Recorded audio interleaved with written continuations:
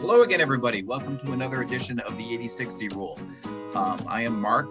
I'm the 60-year-old in this organization, and this over here is... Hello, everyone. I'm Greg, and I'm 80 years old. Thank you for listening to us.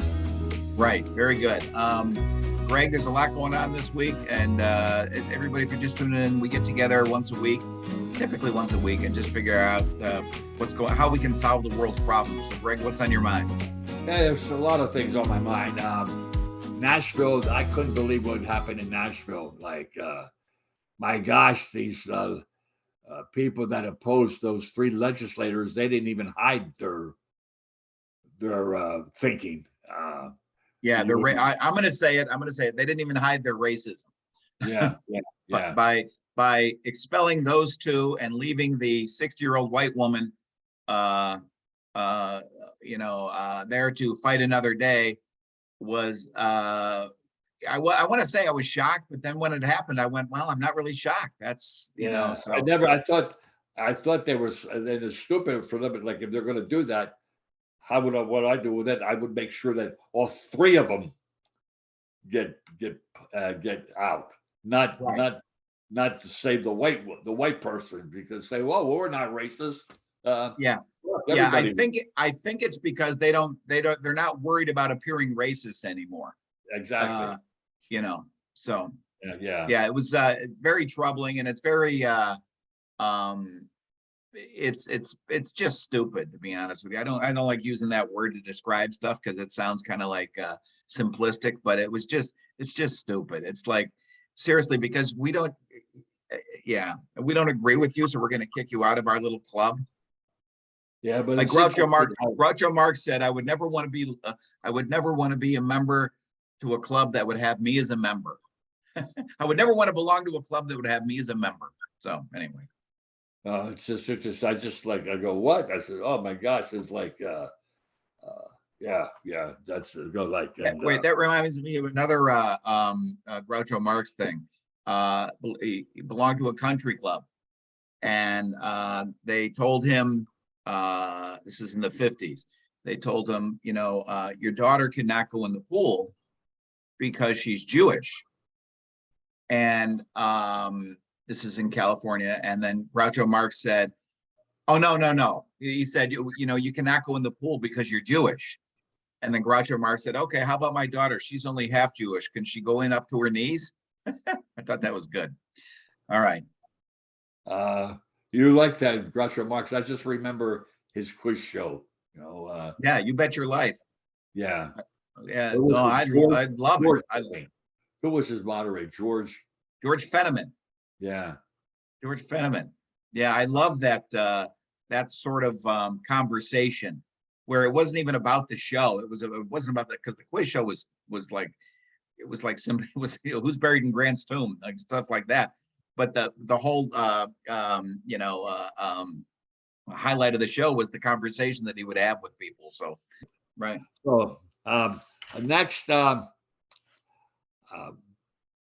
thank you, Paris. Thank you, Parisians in France. Thank you, Parisians, for electric scooters. There's no more electric scooters. There's a person who she was for electric scooters in Paris. Now she says they're all nothing but a nuisance. Oh, so they're banning them? They're banning them. Yeah.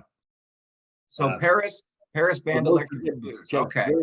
Nearly 99% back to ban. Yeah. I would imagine that, they're in a lot of cities, man. I would imagine that if you're a pedestrian walking down the street, it's like one more thing you got to worry about. Yeah. Zipping around. Well, if I'm driving in the city, you got to watch the bicycle. But some of them didn't go straight. And you go like, whoa. And all of a sudden I hit somebody. They go, oh, now what? Oh my gosh, I can't do that. And I wonder if it's another part of it is how because you use them from point A to point B, if they just find them laying around all over the place.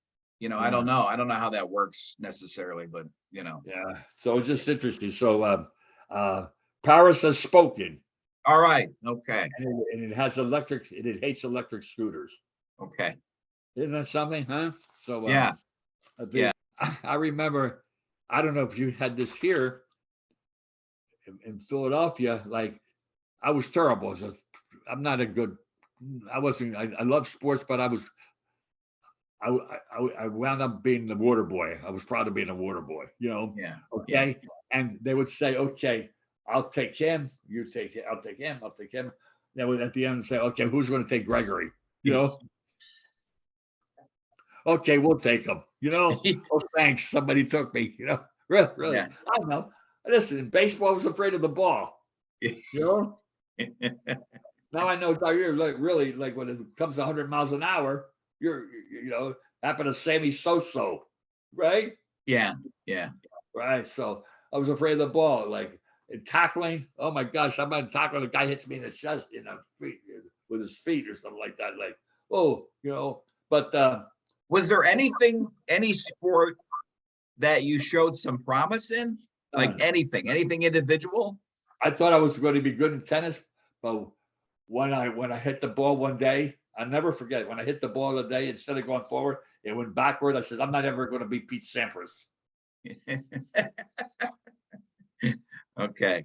All right. Now, see, I guess it's not good because like I stopped because I knew I wasn't good. Yeah. I wasn't playing. I enjoyed it, but I'm not good. Yeah. Yeah. What am I trying to make myself? I'm not good. Yeah. Yeah. Just man up to it, Yeah, but also you can play just for the fun of it too. Yeah. But it was not that when I lost all the time, like Yeah. My grandsons play hockey, and last night I was at one of their games, and I'm leaving, and in the other rink over there, there's like an older men's league, like over 40 or over 50 or whatever. Right. And I looked at it and I thought, good for them getting out there and playing, because none of them were good. But they enjoy it, and there's something to be said for having enough nerve to put yourself out there, even though you're not good. Yeah. Well, it's such to tell you this. I know. I go to pickleball. Why don't you play pickleball? No, I think of that. No, because do they play it? Do they play it at a club you go to or whatever? Do they play? They knocked off a basketball court so they could have one pickleball. Oh my God, the nerve of those pickleballers! Oh my God. Yeah. I mean, that's good. I mean, they got people like are really into it. That's fine, But I'll tell you, this is a story. I go to come and I decide I love basketball. So I decide I want to make some foul shots. Let me start getting ready for foul shots. And the first time, it was 5 years ago, about 5 years, I shoot the ball. It didn't even hit the net. I was so embarrassed that I looked around to see if anybody's watching me, to say, oh, I was so embarrassed. Like, because I used to be able to hit the ball. I had no jump shot, but I had a good. We think about those things in our lives as we get older, what you do and all that. That's interesting. This that just came out. The world's busiest airport. Which one do you think it is? Well, it's been back and forth. It's probably Atlanta, isn't it? Atlanta, with the passengers now, 93.7 million passengers. Number 2 is Dallas. Oh, wow. 73 point. And number 3, help me with I can't figure it out. I was talking to my cousin about this last night. 73 point. Number 3 is Denver. Why Denver? Probably because of connecting flights. And you would fly to Denver. If you're going to LA, they might have a layover in Denver.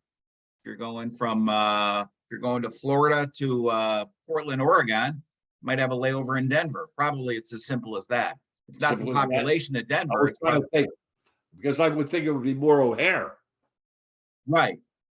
Well, it used to be. For the longest time, O'Hare was the busiest for that reason. Yeah. But now that's before. I'm just thinking in the last 50 years, so much population growth. Where now we're kind of a more global community, and we're going to business people are going to Japan from Cleveland, and they're maybe stopping in Denver or whatever. You know what I mean? There were, Or just a connection, huh? the Okay. world is I smaller, was so there's, thinking connection, but I was thinking like, where are they going? Okay. For Denver, maybe to go to Asia, yeah, yeah, right? Okay. yeah. All right. I've got an app on my phone that shows all the planes that are in the air right now. It's fascinating. You can, and there's so many flights that go from continental US up over Alaska into, you know, sort of like the Far East or things like that. And it's so many, it's a huge flight pattern going up over the top of the earth. We all, you know, we kind of think of like it's always going to go around the equator like that. No, they go up and over because it's shorter. And just so many flights going that way. I wouldn't have thought about that. Alaska up in the air has this huge air traffic. With all those flights going up there, do you think Sarah Palin can see it? I think she could see it from her porch. Yeah, I think so. 80 we both got that right away, right? Yeah, right. Yeah, that's my favorite Greg laugh, is the silent shoulder bounce. That's my favorite Greg laugh. Yeah. Yeah. All right, let's talk some sports. Congratulations to UConn. They were good. Yeah, they were good. They were good. And to LSU. Right. Tell us anything, Mark. I'm not into anything at all about the Masters. Anything about the Masters? Oh, I'm into it big time.